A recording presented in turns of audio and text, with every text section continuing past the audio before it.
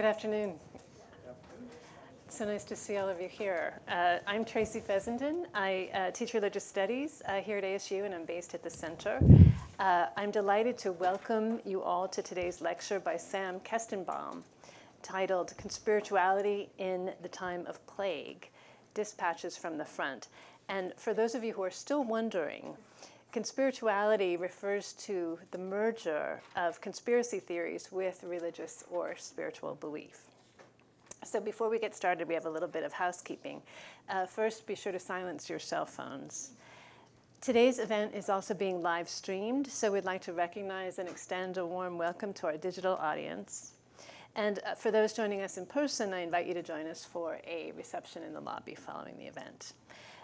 In addition to today's talk, we have another big event coming very soon, next Thursday at 4:30 here in West 135. Please join us for a panel discussion titled Toward Mutual Understanding, How Should We Talk About the War in the Middle East? Panelists will include Anand Gopal, Hava Samuelson, Chad Haynes, and Victor Peskin. This conversation will look at the challenges that people with different views and backgrounds have as they learn about and discuss the current conflict. How do we address the growing anti-Semitism and Islamophobia this conflict has unleashed in the United States and beyond? So we hope that you can join us. As always, more information about future events can be found on our website at csrc.asu.edu/events. If you haven't already, please sign up for our mailing list to receive updates on all our news and events. You can also follow us on Facebook, Instagram, YouTube, and Twitter, or whatever that is called now. This event is a part of the Center's new initiative in spirituality and public life, and it's made possible by a generous donation to the Center by our dear friend Penny Davis. The initiative highlights the importance of spirituality to the ethical formation of persons and citizens, and to the institutions of public life that are vital to human flourishing. We are so grateful to Penny for her contributions, which made it possible for us to have this lecture today. This initiative reminds us all of how important and impactful engagements with our friends of the center can be. When we pool our resources together, we're able to do great things for our students, our faculty, and our community, this community. I want to thank all of you who became friends of the center or renewed your friendship with the center last year. And for those of you who haven't, I invite you to consider investing in this community that we share together. So, on to our event. We're very, very pleased to have Sam Kestenbaum here today. Sam is an award-winning journalist who covers religion in America. Some of his recent work has looked at eclectic religious responses to the pandemic, and much of his writing is on what academics would call new religious movements. His work has been featured in the New York Times, the Washington Post, Rolling Stone, Religious News Service, and elsewhere.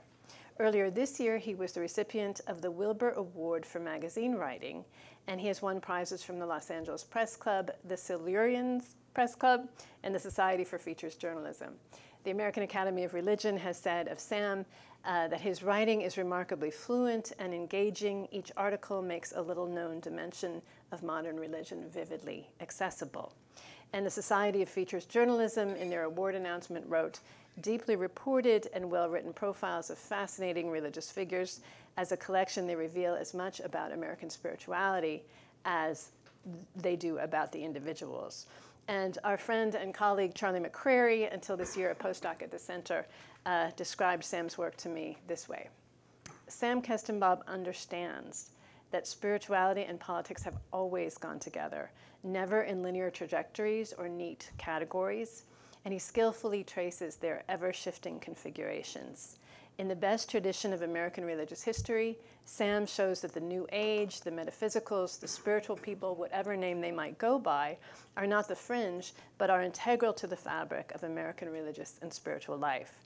If you do not understand how Pentecostals, tarot card readers, conspiracy theorists, healers, and Instagram astrologers commingle, how their politics overlap and intertwine, how they borrow promiscuously from each other and feel resonances as well as dissonances, then you really don't fully understand American religion.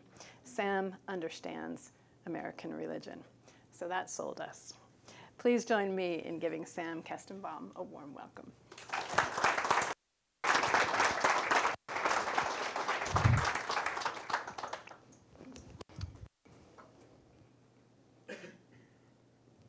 How's the sound? Good?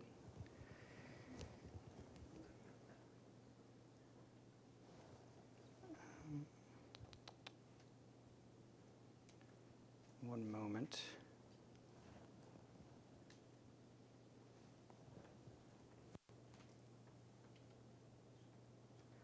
I understand American religion, but nothing of PowerPoint.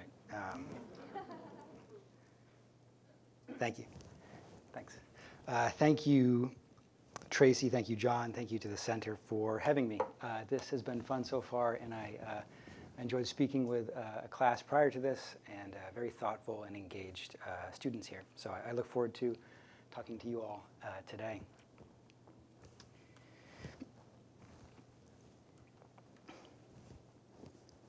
And it came to pass, there was a plague on the land, sickness and death, case numbers rising, families separated, new rules for conduct, a new liturgy of health, who we may hug and how we must bathe and how many times and for how long we must wash, what brand sanitizer, how many feet, is it 6?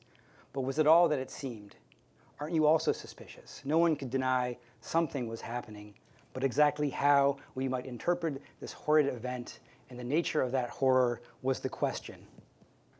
Across this land, across the web, a crop of leaders in making, the professionally suspicious and those claiming special knowledge, a special knowledge of self, of Scripture, of the body, of God within or without, they spoke and they said, it is not so. And they offered their own stories, dangerous stories or scary stories, thrilling stories, false stories, misinformation, disinformation, myths, but also great tall tales.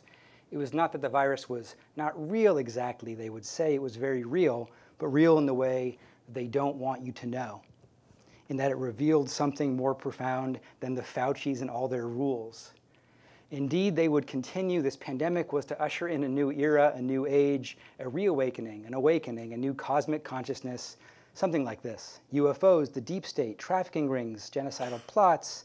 There is a disclosure happening, a revelation of things occluded, long-lost secrets, and to reveal them is both terrifying and, in a way, a great thrill and joy.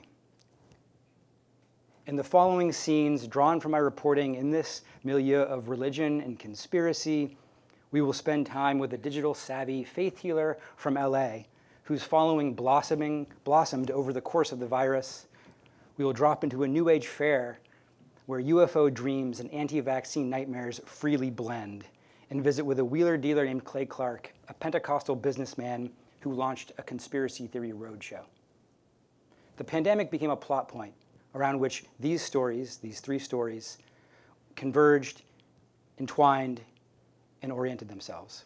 This is a story in 3 acts and offers a window into the commonality and convergence, a look at how this assortment of religious wonder workers and spiritual salespeople find themselves tilling the same soil, at once kin and rivals.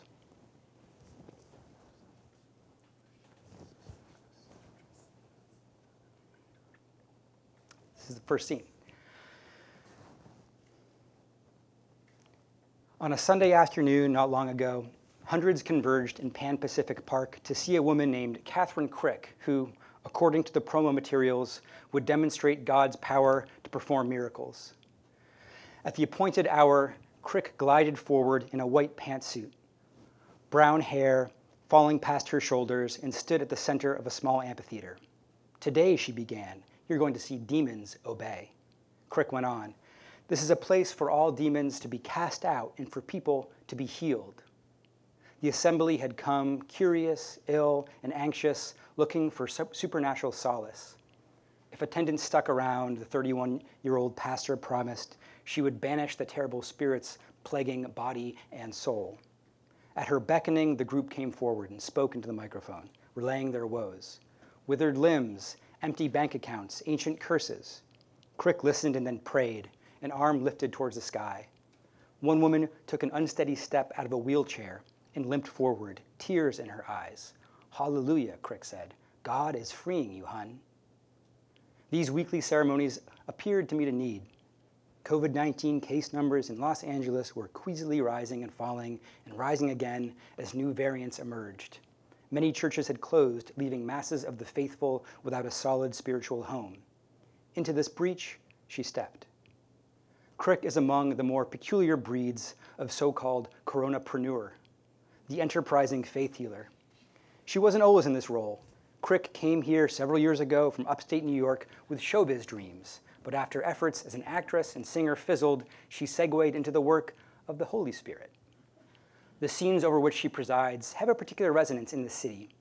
Pentecostalism, a homegrown form of Christianity known for practices such as speaking in tongues and belief in modern-day prophecy and healing, was born here more than a century ago. Yet Crick's ministry isn't some nostalgia act.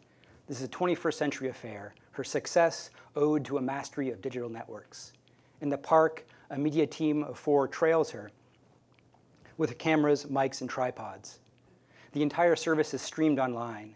The juiciest segments are later cropped and uploaded to TikTok, where she has amassed more than 1 million fans with titles like, "Little boy couldn't speak, God delivered him, and he spoke." Or, "Demons cast out mom, then dad, then son." Her branded hoodies and shirts with the catchphrase, "Revival is now," are stacked next to a cash box. Some weekdays, Crick holds live streams from her apartment, where healings are performed through the computer screen. On camera and stage, Crick has echoes of a young Julia Roberts with other bits, Judy's Garland or Gemstone. Gestures are grand, head cocked forward when listening sympathetically, stern scowl when banishing devils, a blissful smile when praising God's might. Crick's emergence as a bona fide, if niche, celebrity gives a window into a freewheeling and entrepreneurial corner of American religion. This region of California has never lacked for freelance gurus or culty startups offering sundry deliverance and therapies, from aura diviners to chic surfer churches. But in 2022, this faith healer has found her own lane. At Pan Pacific Park, the afternoon shadows wore on. Crick motioned for the attention of the audience and said, "Stand to your feet now. It's time for every demon to obey." The media crew focused their cameras. One by one, the testimonies sputtered forth. A man attacked by an incubus and succubus, demons in his dreams. A woman haunted by witchcraft-induced sleep paralysis. Another cheated out of money by a fortune teller. A woman who incurred a deadly curse after killing a black snake. A woman who believed her jealous neighbor had cast a horrific spell on her through an aerosol spray bottle. A middle-aged woman galloped forward, howling in agony. Crick stretched out a hand and addressed the demon inside. "You cannot stay in this woman anymore. You can no longer torment her mind. You can no longer keep her up at night with anxiety. You can no longer send her nightmares. Look at me now. I break every curse off this woman now, and I command on 3, every one of you must leave her in Jesus' name. 1, 2, 3, out of her now." Since the summer, Crick has taken her ministry on the road, accepting invitations to heal at churches in new states, Tennessee, Oregon, Nebraska, Texas, seemingly each week. In February, she flew to the United Arab Emirates to hold a ticketed event. In March, the Netherlands. She shared dreams of scaling further. In 5 years, stadiums, massive deliverance. The weekly outdoor services remain the heart of the enterprise for now and bring the occasional reminder of the local competition. At Pan Pacific Park, the amphitheater is rented out by the hour, and the following group, for much of the summer, led New Age sound baths with various instruments and a light show. Their offerings, live mantra, breathwork, visuals, starseed musicians, energy healing. As Crick finished, the 2 groups eyed one another. "They puked on stage again," complained a man carrying singing bowls.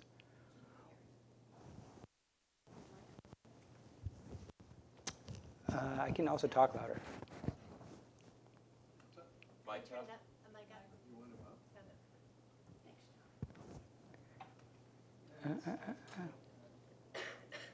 How's this?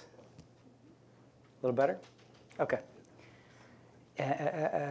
As Crick finished, the 2 groups eyed one another.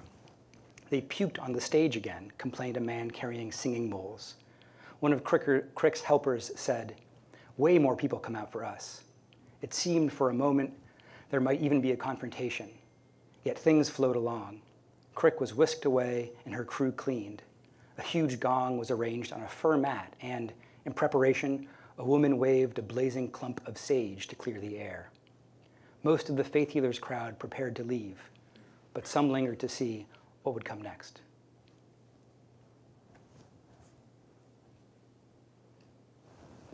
I'm going to narrate a little bit what you're going to see on these pictures from the reporting here. This one you've been looking at for a little while, so I'll go to the next one.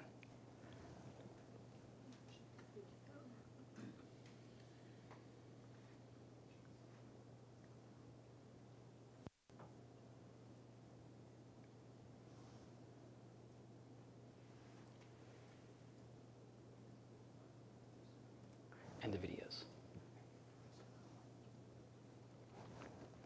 Okay. Scene 2. This past weekend, a crowd of several thousand assembled in downtown Los Angeles to meditate. They carried drums and hula hoops and wore feathers and face paint. One shirtless man circled, waving a smoky bundle of sage, while another provided blasts on a huge Tibetan horn. Some lay on their backs, others rocked to and fro, mouthing silent prayers. A woman sat lotus position on an elevated stage, flanked by geodes, offering a bit of instruction. "You are a true love warrior," she said to the assembly. Then, continuing with a sing-song melody, "Feel the consciousness of humanity evolving, we-volving, together as this lovely energy grows, creating a giant heart wave that ripples across the planet, inspiring a weevolution of heart-centered consciousness." She whispered wordlessly into the microphone. "Shoo-woo, shoo-woo."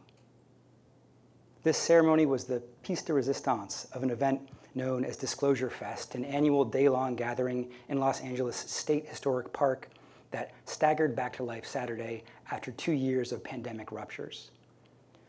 The event is a mixture of musical carnival, mystic be-in, and merchandise swap meet.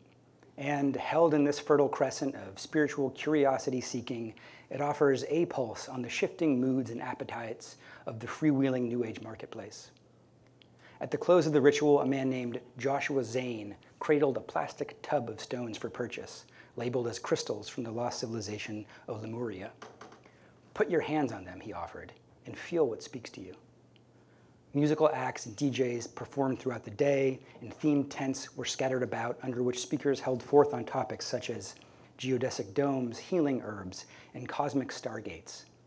At one, Eric Rankin, a radio host and Ancient Aliens guest, stood on stage barefoot in front of a Casio keyboard. He evoked the writer Joseph Campbell and dolphins before describing harmonic patterns that he believed were seeded around the world long ago by extraterrestrials.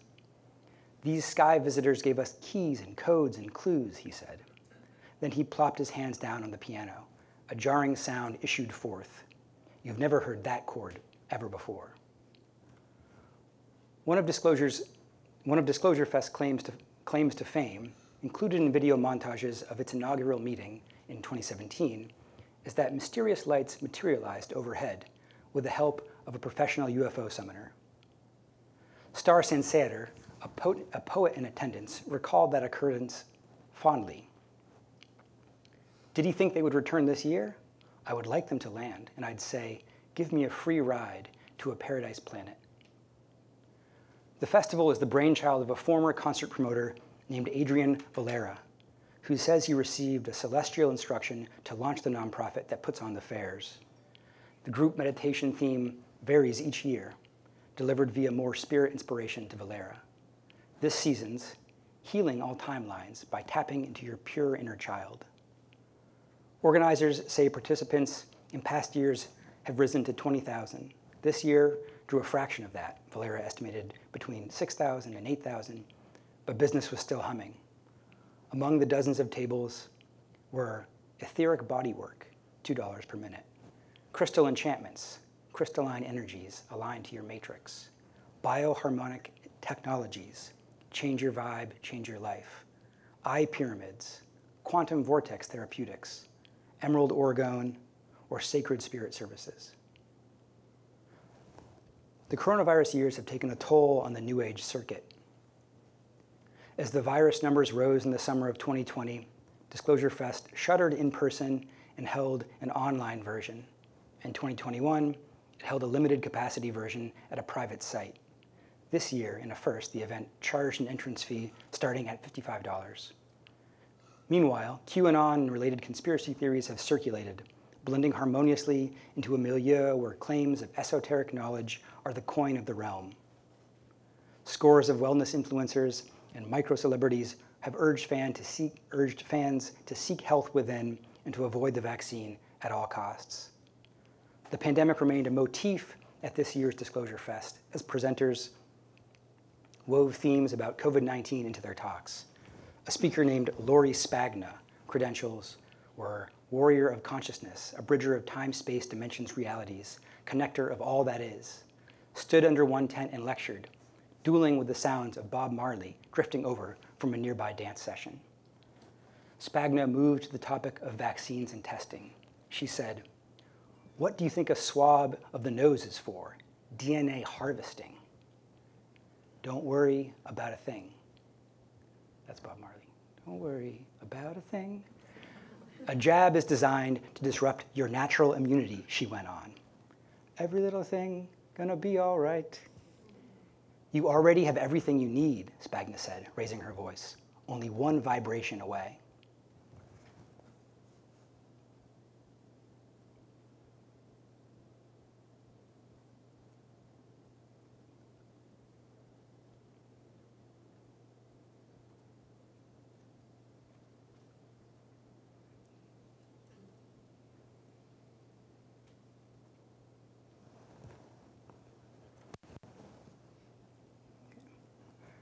Final scene.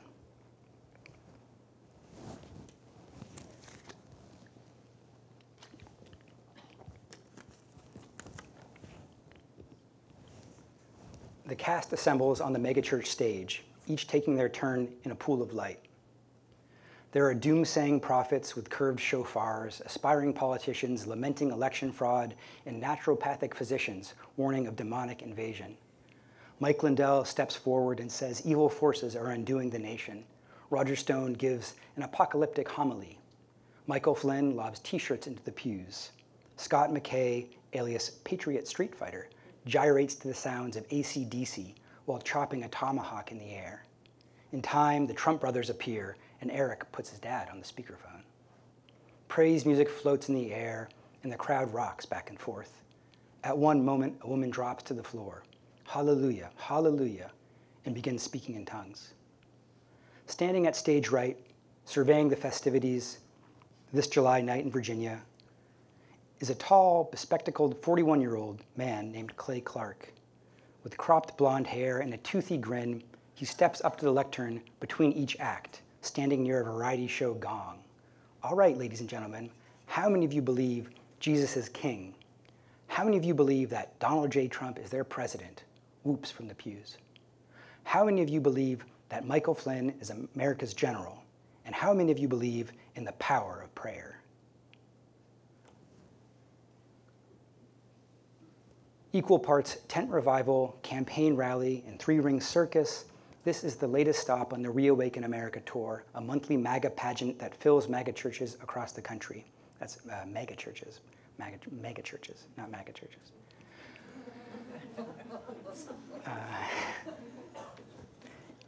Before last year, Clark was a provincial talk show personality and business guru from Oklahoma. Today, he is a Vince McMahon frontman of a misinformation mega show. Here, the election was stolen from Trump, the pandemic is a horrific hoax, and a cabal of Luciferian cultists, including George Soros, seek world domination. There are end times oracles, exorcists, multi-level marketers, new agey health gurus, and naturopathic bodybuilders, QAnon crusaders, all together swaying under one tent. In Clark's career, he has been a regional mogul and a self-help author. He oversaw a dog training company, a barbershop chain, and a photo business. He once ran for mayor. Now he's tapping into a mix of pandemic conspiracies, God and flag patriotism, stop the steal fervor, and spiritual supernaturalism, and reaping the benefits. He is not precisely a flame-breathing demagogue, but he is a capitalist who has found his product, culture war spectacle. Clark is the most American of all archetypes, the man on the make, the fixer with the Rolodex, in Yiddish, the macher. Aspirational, a bit mercenary, ultimately effective. Get-it-doners is how he refers to himself and those around him. I like the people that are always moving. The cast he has curated is a who's who of the far right and reveals the oddball ecumenism of the moment. The retired General Flynn is the big-name headliner, joining dozens of other A and B listers. In-person crowds at each event swell from roughly 3,000 to 10,000, with millions tuning in online. This is a networking opportunity and merchandising bonanza, with new and fruitful alliances taking shape at each stop. In 2020, when COVID-19 began to spread, Clark saw that his businesses stood to take a hit. He had always fashioned himself an autodidact and proceeded to scour the murky corners of the web looking for answers. I just obsessively deep dived, Clark says. By this time, outre theories about the virus were proliferating, and Clark drank deeply from this well. A network of pandemic defiers, churches refusing to close, alt-health physicians hawking treatments, politicians grandstanding about the incursions of personal liberties, was coalescing. Depictions of the pandemic as part of a scam to control the population swirled about. Clark seized the idea that the official narrative about the virus was not to be believed. He then pivoted his entire media operation towards the new conspiratorial theme. I look at things like, how can I franchise? Clark says. I look at things like, how can I franchise? Clark says. How can I scale? Using the 4 steps to entrepreneurship. Step 1, find a problem. And everyone has a problem. Step 2, solve the problem. Step 3, sell the fix. And then step 4, nail it and scale it. When not on the road, the nerve center of the Reawaken America tour is Clark's clubhouse-like headquarters in Tulsa, what he calls Tulsa-Rusalem. His employees work here at a humming bank of computers, and the office walls are lined with framed awards, newly minted Reawaken branded hockey jerseys, and stenciled Bible quotes. A blinking fluorescent sign reads, "Rise and grind."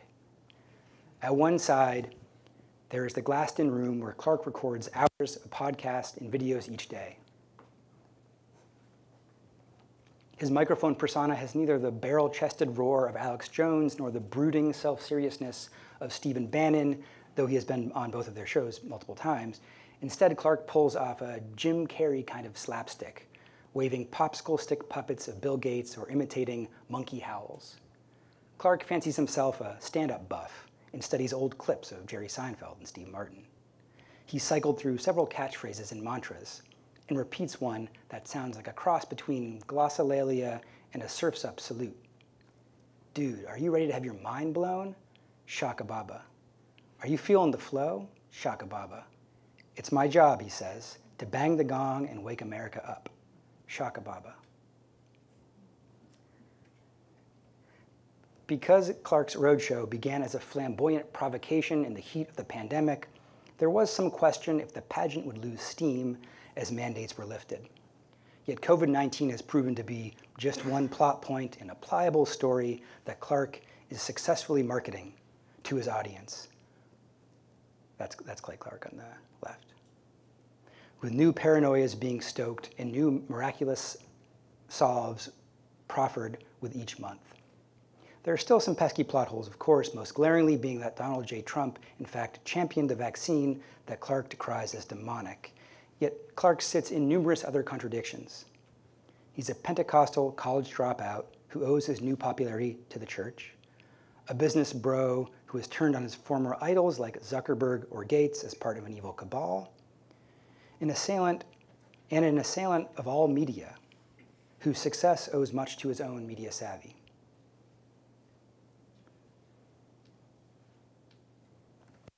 Back at the Virginia megachurch, Clark and the staff stand inside the dim auditorium, considering a promo image that is displayed on a glowing screen. Flynn, flanked by guards, hovers nearby. Early birds and vendors have begun arriving outside, yet Clark is still putting the finishing touches on this image, which he has been working on for months. He still keeps an early sketch in a battered journal nearby and shows me with some pride. He says, "This is my art." The graphic has the soaring feel of a Marvel knockoff. On one side, the villains, George Soros, Bill Gates, and others from the Davos set. Opposing them, the Reawaken lineup. It suggests a Clay Clark extended universe of never-ending culture war spin-offs and side quests, a doomsday forever fast approaching, yet never arriving. A Bible floats above the heroes, a venomous snake above the baddies. Explosive lightning bolts frame the scene. Sweet, right? He says. It's us versus them. Clark adjusts his glasses, gives a satisfied nod, then returns to work.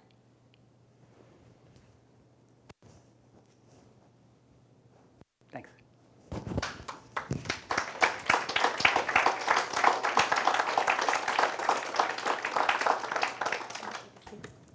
Sam and I are going to chat for a little bit and then open the discussion up to all of you. So thank you so much for that, Sam.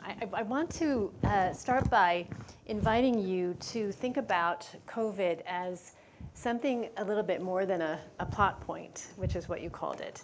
I think for a lot of us, what was so jarring about some of the images that you showed us and the stories you told is that, and some of us noticed this during the pandemic as well, that we were observing what many of us of a certain age associate with a kind of 60s hippie energy, peace, love, crystals, San Francisco.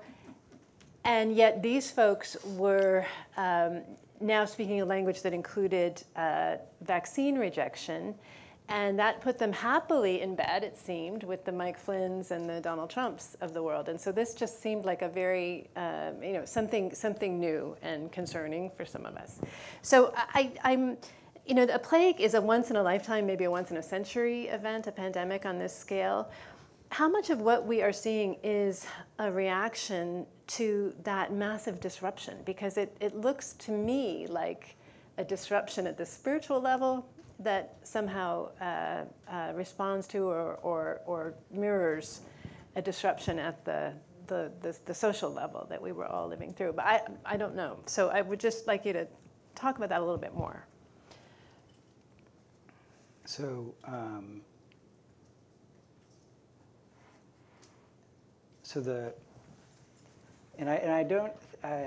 don't want to say plot point to trivialize because plots aren't only in fiction; they are inflection points in our lives. Once in a lifetime thing. I think the magnitude of this, even for those who are denying its reality, is not lost either. I think that's one of the fascinating things is that even for those who say who deny the actual reality of the virus, will say that this is a once in a lifetime thing that's happening that is ushering in this new era, this new awakening.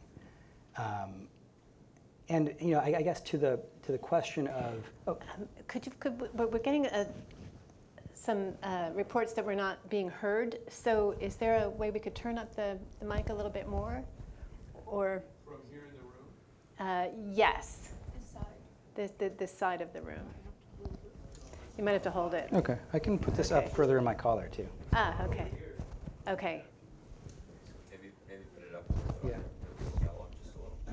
I don't know if I'm authorized by the. I don't want to get in trouble here. Oh. Is that too much? No, I'm just afraid we're going to start. Okay. Yeah.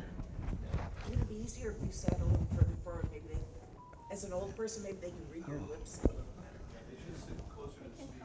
There's a seat over here. Sit up here. Anybody's having trouble, you can take a seat up here. Yeah. I won't. Or over here.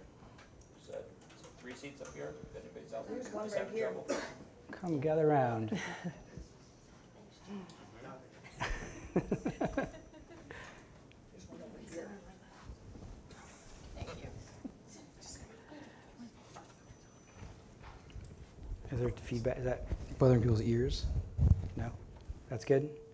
Like this? Good. Now I have to stick in the same, I can't get animated now. No more singing. I was worried what I was going to do when I got to that Bob Marley part, but. So COVID was. I mean, we were chatting last night about this, and you were suggesting that, well, if it's not COVID, it's something else that these folks are going to come and make their money off of. And I'm just thinking, yeah, but COVID is a really, really big deal. And a lot of this spiritual entrepreneurship has to do with COVID. So was it just an occasion, or was there something? Is there something else going on, do you think? Well, I think the fact that we all collectively experienced it, I mean, is what made it so so impactful. I mean, are there other things coming down the line? Yes, I do think so. And but the fact that we are not all experiencing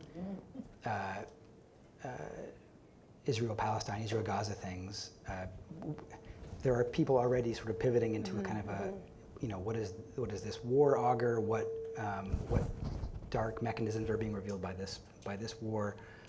But I think it doesn't impact Americans on a day-to-day basis the way that our everything we did for that period of time, some people longer than others, some states more than others, was dictated by this dramatic new set of rules that reordered how people were living.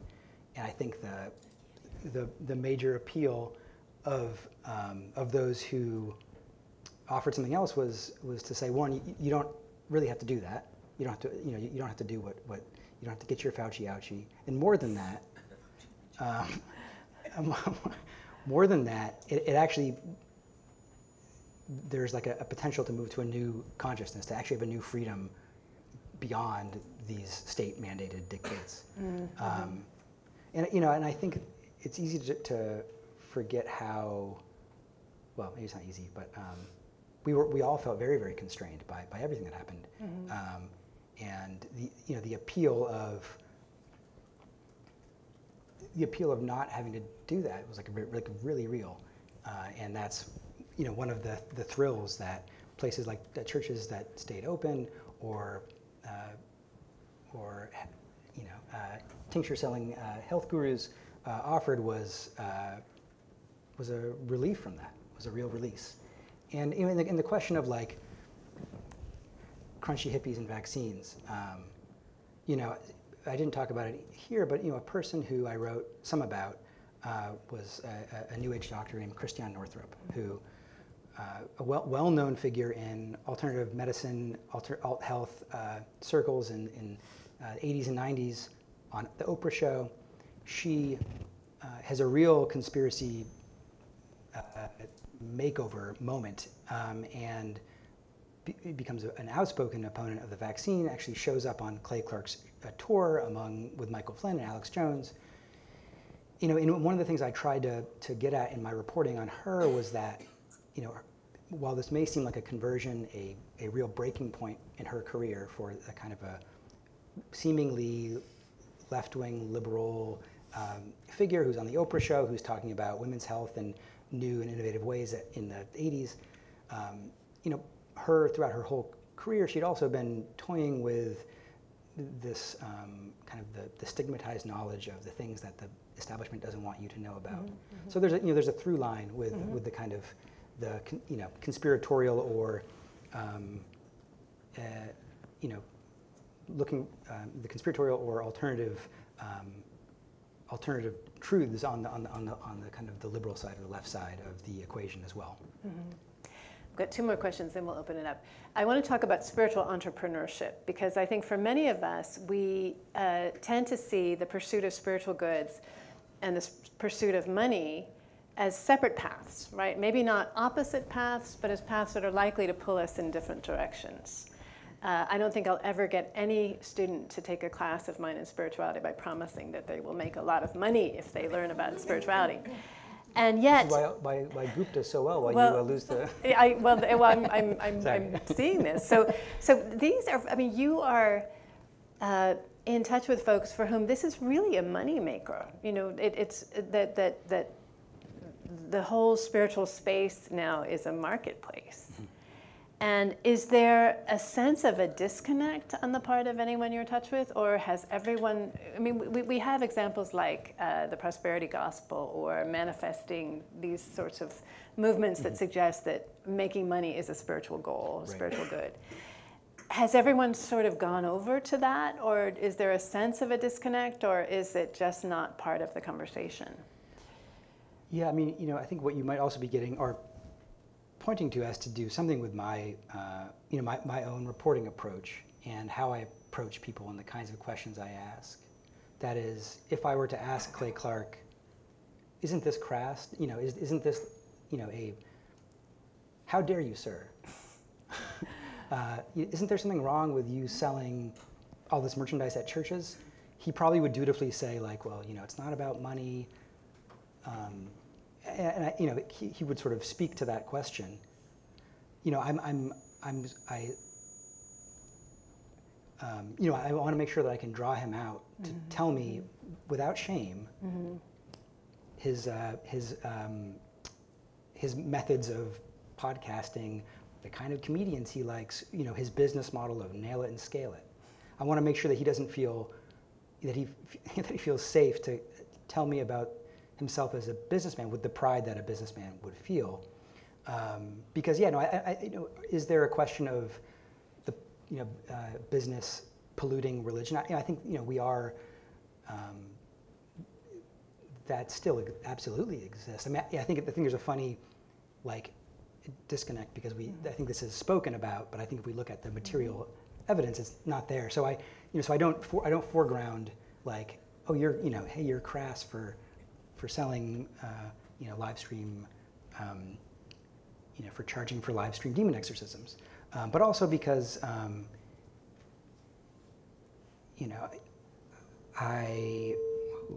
want to both invite them to get the juicy details that I want for a richer reportage, for a richer portrait, and I don't always see it as my sort of job to adjudicate what is sacred, what is profane about what people are up to. Mm-hmm. Okay, my last question. I'm thinking that a curmudgeon might explain what you have described as somehow a feature of the decline of religious participation, the decline of religious life. A quip that is attributed to Chesterton goes something like this: the problem with atheism is not that people won't believe anything, it's that they'll believe anything. But how new is all of this really? I mean, a lot of what we're seeing looks pretty familiar from various religions. There's nothing. So is this? Is what we're seeing new, or is it something that has always been with us? Certainly, as old as there have been con men in America, there have been religious cons, and so maybe what we're seeing is just something very ancient, something as old as religion. What would you say? Yeah, I mean, it's funny, innovations. Innovations look the same. I mean, there both is novelty and innovation because new forms of media require new tactics and new styles, and coming up with SEO headlines for your faith healing video. This is something new about it. I mean, it's not so different from Sister Amy being on the airwaves. I'm a journalist by training, and this is the kind of the methods of going and showing up and hanging out at week after week of faith healing. So so my claims to what I can say have to do with what I see with my own two eyes. Though I do keep I keep an eye to this broader context. So to your answer, no, it's not new, but what's old is new, and what's new is old. People crave novelty as well. The consumer, the experiential, and so it does require from such folks a new language or adapting to new forms. And oftentimes these would be at one point fringe or marginal, though I don't always use that language. Such folks are often pioneering new media forms, and this is something else about what the COVID era wrought, was that while churches or older congregations didn't know how to do Zoom, were struggling to get things online, to keep people in the pews, people like Catherine Crick or Clay Clark or such folks were perhaps prepared for that digital moment and knew how to communicate digitally immediately. So yeah, it's both novel, but nothing is new. Thank you. I think, Alex, do we have a microphone? Okay, we have a microphone to pass around, so we would love to hear from you. Yeah, I think there's someone here.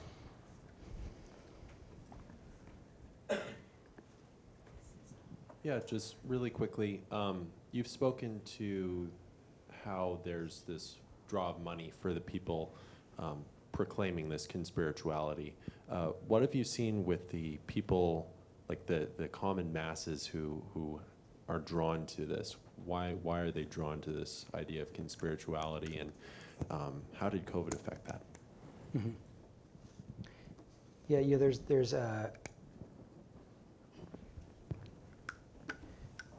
Clay Clark has a line which I read here where he says that he always fashioned himself an autodidact,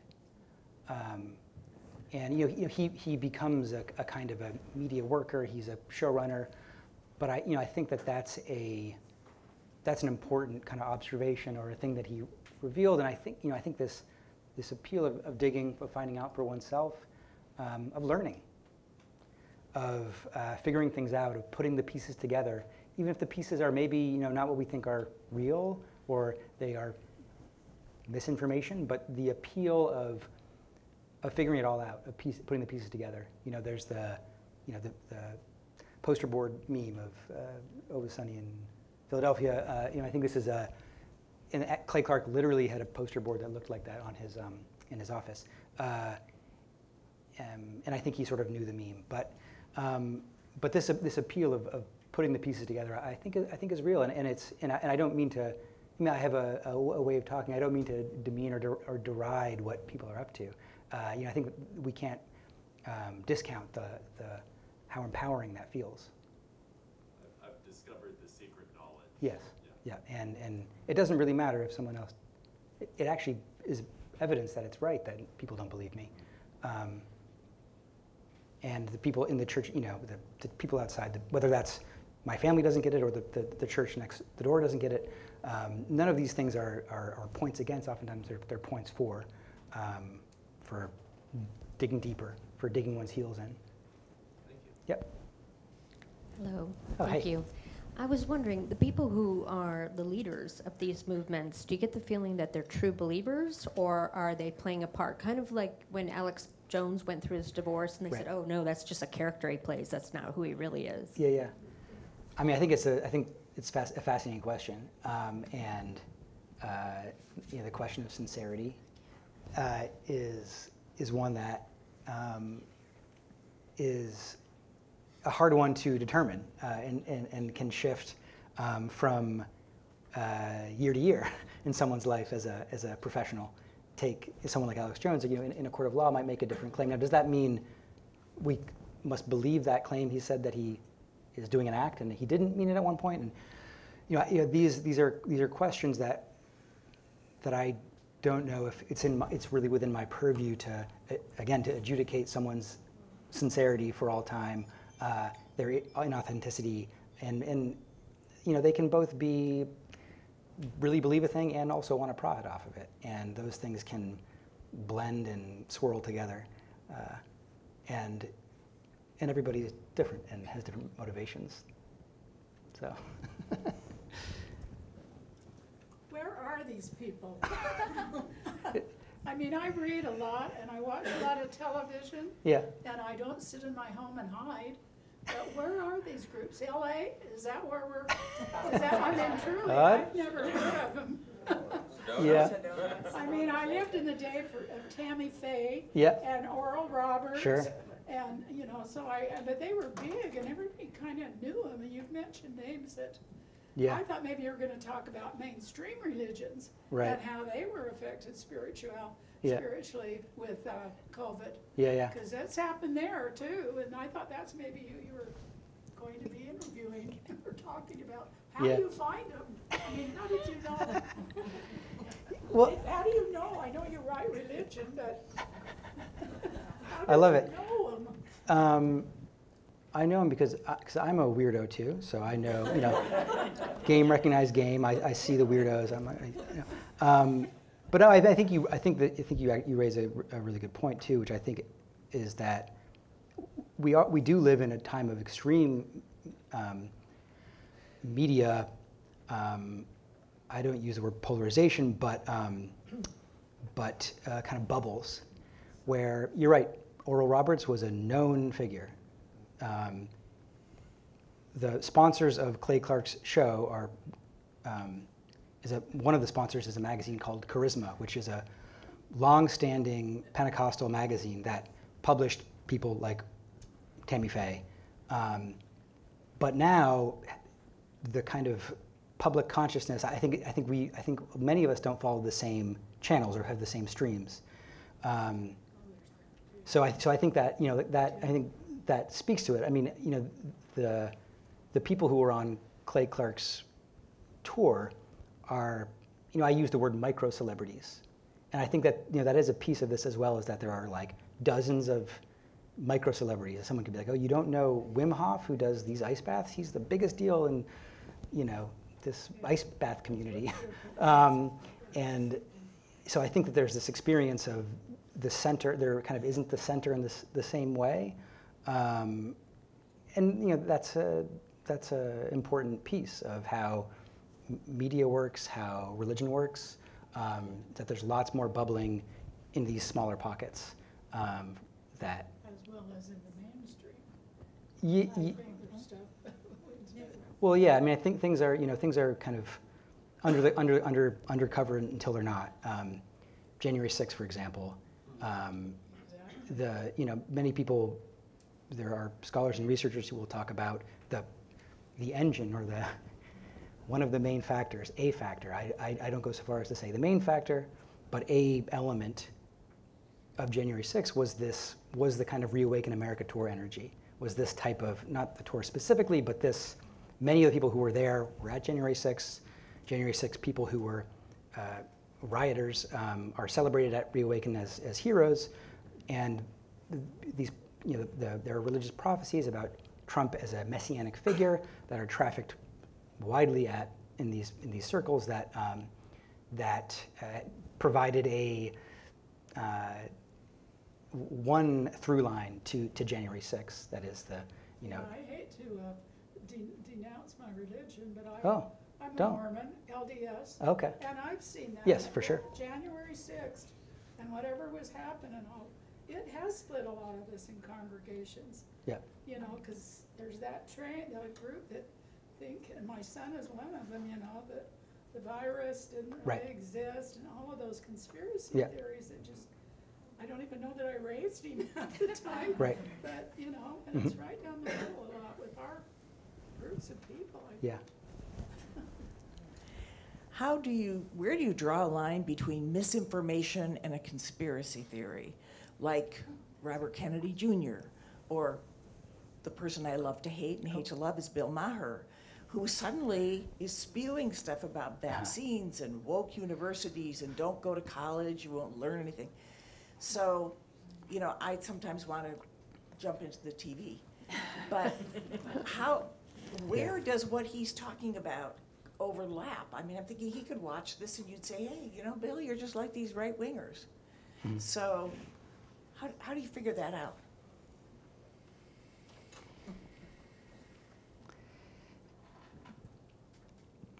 Yeah, I mean, conspiracy theory is a particularly loaded one. I mean, misinformation, disinformation too. These all became, very, real kind of stigmatizing labels to put on things. I don't know if they really operate differently now that I'm thinking about how they sort of function in discourse, a conspiracy theory versus a misinformation. A misinformation, disinformation, I understand kind of how they work in the discourse, but I don't know that conspiracy theory does like a different work than saying someone is spreading disinformation or misinformation. I will say that, like other terms, for example, Christian nationalist, or probably even conspirituality, conspiritualist. Conspiritualist, thank you. You know, we see this fascinating thing of people, but, you know, warming up to and then adopting these terms, these one-time, these labels as proudly. Marjorie Taylor Greene made merchandise that said Christian nationalist. QAnon is a funny one. And conspiracy theorist is another one that I think, you know, people do kind of wear that proudly at times too. And you know, I think it can be. I don't want to. We can't underestimate the appeal of dealing with stigmatized knowledge and kind of the thrill of that, even if people dislike that you're doing it. I don't know if Bill Maher, maybe a little bit, this sort of more center-right figures are also dealing a little bit with this appeal of, you know, saying the woke university. If you know, I think they probably know that's a little bit of a transgression, and there might be something appealing about Bill Maher, you know, getting into that as well. As he goes on in his age, he becomes more willing to get into stuff like that. I know I probably didn't satisfyingly answer your question, but again, you know, I don't know if I totally like adjudicate between people who are spreading misinformation or calling themselves or being called conspiracy theorists, but more just track how they get called and what work that does that they get called that. And what the influence is. Yeah. Sam, thank you so much for being here, and I'm going to ask you to, if you would, at risk of making my students sit through this again, a very, very interesting conversation that we had in our class before this about potential distinctions between religion and spirituality, and I'm interested, particularly from the point of view, you said a few things earlier about how some of the people that you're interviewing and writing about see and understand that distinction. Sure. So the question that was posed earlier, and which we're posing now, is what's religious, what's spiritual, religion, spirituality, how we distinguish between these two, and you know, one surprising thing maybe that I come across in the course of my reporting, and you know, and I should say also that, you know, I'm sitting here analyzing, but I'm a reporter, and anything I know comes from talking to people, and if I do any sort of theorizing about how things work, this can, for me, only come from conversations with people and what I see. So, at Catherine Crick's, at the faith healing ceremony. You know, one of the demons that is in this crowd that Catherine Crick is exercising is the demon of religion. So she will say, you know, so for her and for people in this scene, this setting, this, you know, religion is this. It's not the same as being a Christian. You know, they are Christians. They have a relationship with Jesus. They are not religious. Religion is this stodgy, stuffy, you know, half dead, no blood in it thing that is not in the body, it's not experienced. It is the same way that if we were to drop into a yoga class and ask them, are you spiritual or religious? They would say, no, I'm not. This is not a religious thing I'm doing. This is a spiritual thing I'm doing. This is this thing in my body. This is this immediate, authentic experience I have. It's anti-institutional. So while I like to track, or while I listen to when people tell me these distinctions, so I'm spiritual, I'm not religious. You know, I also hear people saying I'm Christian, I'm not religious. I'm X, not religious. And so the values that they are putting on these terms is fascinating to me, and I dutifully write it down in my notebook and see how I can sort of work this observation into my reportage. But I on the one hand kind of don't take this immediately at face value as a hard and fast thing. I respect the distinctions that people are making, but everybody is drawing these lines and often denigrating this thing they call religion to ennoble this thing they call the other thing. And in a similar fashion, I think it probably dovetails well, is this question of, well, like business and like a business and religion, politics and religion, or these other sort of, oil and water or something, these things that supposedly don't mix because we have church-state distinctions. That's another one where during COVID, I wrote about a church in California, Thousand Oaks, outside Los Angeles, that tripled in size because they stayed open. And they're doing all the things we can think of, recall Newsom, no masks, the whole kit and caboodle. And seemingly, very overtly political things at times, like recalling a governor. But you would also have people who I would talk to in the audience there who would say, oh, I left my church because they were getting into that woke stuff. They were getting into that politics. They were getting into Black Lives Matter, wokeism. That's politics. I just want to do religion. I just want to do church. I want to do Jesus, so I come here. So you have, seemingly like not correct, right? If we're thinking, no, like COVID stuff is the politics stuff, and religion is this other thing, but for them it's the converse. So people are drawing lines in lots of different ways, and I find it, if I were to go into a setting or an interview thinking I knew which one was which, I might actually really misunderstand what's going on.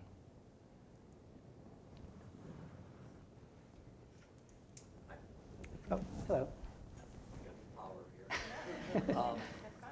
I was struck watching my favorite MSNBC host. There was a real distinction between the ones that never get out of Manhattan and the ones like Joe Scarborough, Joy Reid, and so forth, who understand the evangelical experience. People like Chris Matthews had no idea what they were looking at. Mm-hmm. They were completely stunned. And so I've tried, and I worked briefly at a Catholic school, and I was talking to one of the theology teachers, and I said, if you want to understand this, and I think particularly the question earlier, how sincere are these people? Mm-hmm. I think the movie The Apostle, which was written, acted in, by Robert Duvall, he captures that East Texas revivalism, right, with handing around the collection plate, faith healing, talking in tongues. So I was in that church for like 3 years, and I came out of nothing like that. And I found the people quite normal. Yeah. They got filled with the Holy Ghost, and they danced around stuff, which was great. But they were perfectly normal people. And this movie shows the depth, a lot of poverty, a lot of fear, a lot of uncertainty, a lot of violence, and so forth in those lives. And I think we underestimate how many Americans live like that. Sure.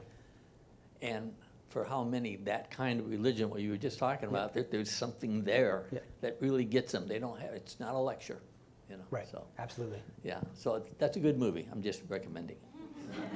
Yeah. And I just want to, just like kind of a riff on this. I mean, one of the reasons I wanted to read to you also some of the scenes from my writing is that, I really believe that the experiential is it's so obvious it's kind of silly to say, but like it's so essential for how people do religion. And I think that a kind of a feature writing, the techniques of feature writing can, if done well, and I hope at moments I do it, to put people in a scene so they might understand, oh, this is fun. There's things happening here that are, and fun is not a pejorative. Like religion is a thing that's engaging. It grips you by the collar, and you can do things with it. It can do things to you. So I mean, I try to capture this feeling of being there, and that's why I think why feature writing, a kind of a narrative feature writing, at best, at its best moments, can do that. Thanks. I think we have time for one or two more. Yeah. Yeah, so I was wondering, what role, if any, have you noticed that, like, whether it's foreign governments or just even like cultural movements from different parts of the world, like what interplay do you see happening between the American conspiritual like space and the rest of the world? And also especially how does this play in with like organized or larger movements? Mm-hmm. So, okay, so international connections.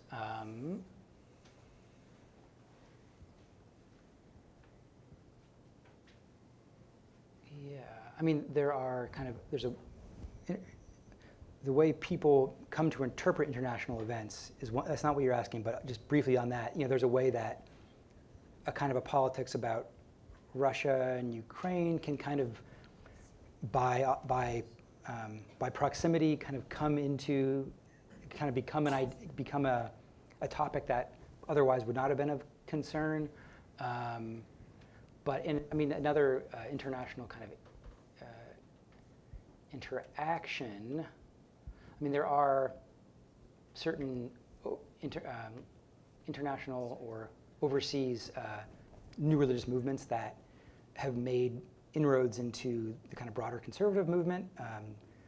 Somebody from a group that I've also written about called Happy Science, which is a Japanese new religious movement which has some political clout in Japan, has a member of theirs, and they have a political party in Japan.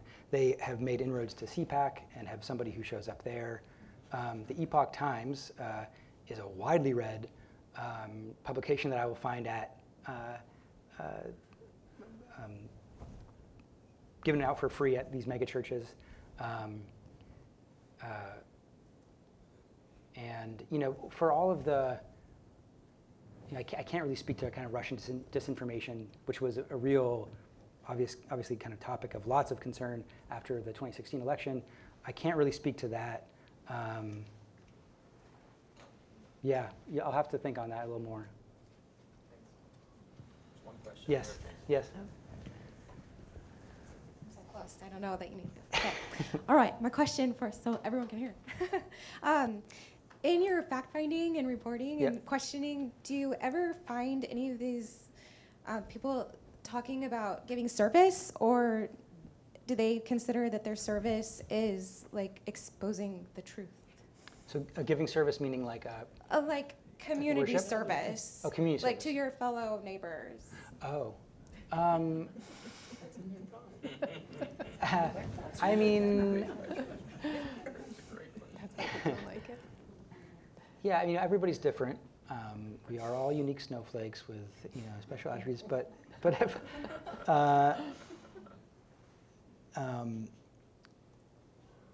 yeah, no, I mean, giving back, so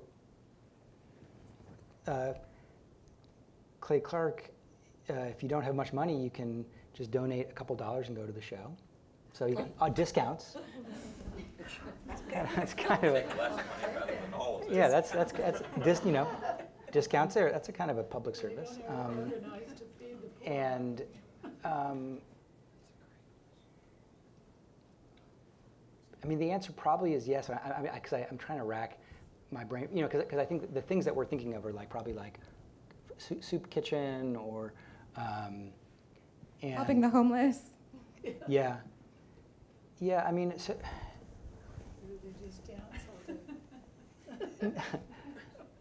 yeah, I mean, I want to, the examples that are on the, on the screen there, I can't think immediately of them, but I,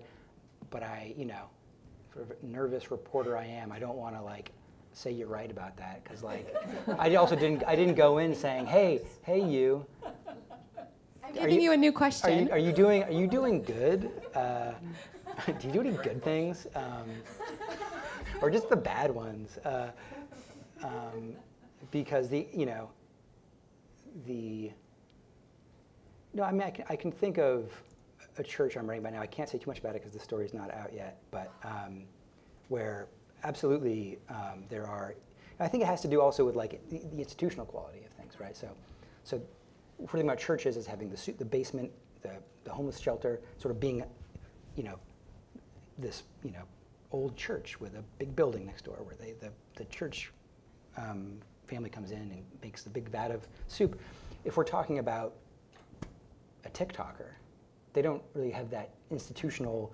This for maybe points to this like concern about the deterioration of religion or the deinstitutionalization of religion, because doing good in the way that we're figuring it now requires infrastructure. Mm-hmm. I think. I mean, I'm the first time hearing about it. I'm just riffing right now.